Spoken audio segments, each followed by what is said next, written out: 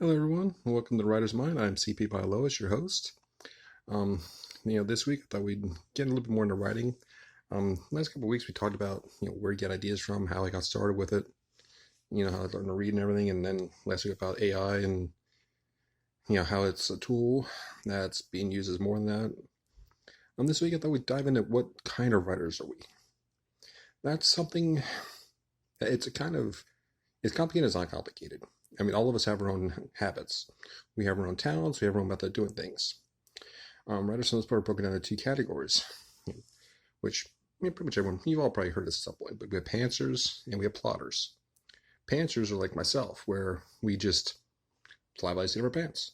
We have an idea, we have a couple characters, and we see where the story takes us. You have plotters that they go through and they outline everything. And then different levels. Some will do a vague outline, some will do a very intense outline. Well, they'll know, Jack meets Jill on page 126 and so on. It comes down to what works best for us. Sometimes it's easy to have it laid out like that. Other times it's not. I know for myself, I usually have an idea how it begins, the climax, and how I want to end. But everything in between just writes itself. Sit down, see what happens. Let the characters play. It's like playing make believe when we were kids. I always say, oh, excuse me. I said it for years. I always say it's like writing is, as an adult, is us playing. As a kid, like we used to play make believe with our toys, with our friends. It was like this gives us a permission. We get to play like when we were kids. We get to play make believe. We get to create our own worlds, our own characters. We get to recreate things we liked. Something we saw on a show or a movie or we read about. We can put our own twist on it. We get to create our own worlds. We get to just have fun. We get to play. It's like being a kid again. And that's where, whatever works for us works for us. When I started running, oh boy, about 14 years ago, I heard a whole bunch of things like, if you're not plotting, you're not doing it right. If you're not doing an outline, that's the only way to do it, and everything else. And then I read Stephen King's On Writing, which for me is the writing Bible. It's just great. It's a how to write book, but it's more like a biography about his experiences and how you can relate to it. And at one point he was saying how he likes to take two characters, put them in a situation, see what happens. And that's pretty much what I do. It's fun. It's spontaneous. You don't know what's going to happen. It's hard to keep track of stuff though. So if you do write a series, I have probably my series when I do one of my series I wrote with this, because there's always inconsistencies. Because it's hard, because you're not expecting to write a series. Or if you are, you don't keep track of it. Because, again, at the time when I started, story Bible? What's a story Bible? Learn as you go, right? But, it's like, get to keep track of it. And that's one thing, always know our characters, keep track of where we're going, even if we're creating on the fly. Update as needed, enjoy it. And just see where the ride takes us. And if, we're plotting it, great. And we have it kind of laid out. We know what to expect.